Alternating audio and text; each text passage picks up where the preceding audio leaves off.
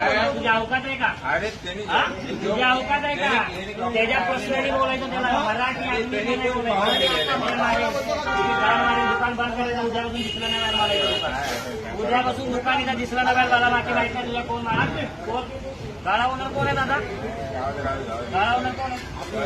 त्यांना सांगा बंद करा मला इथे. राजसाहेब ठाकरे यांच्याप्रमाणे मराठी माणसाचं माफी मागतोय.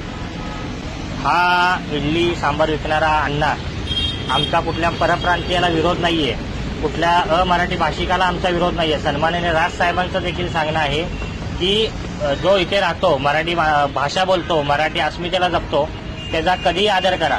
पण हा इथे राहतो, इथे धंदा करतो आणि एका व्यक्तीसोबत बोलताना ही ऑडिओ क्लिप आमच्याकडे आली की मराठी आदमी को हम होने तक मारेंगे.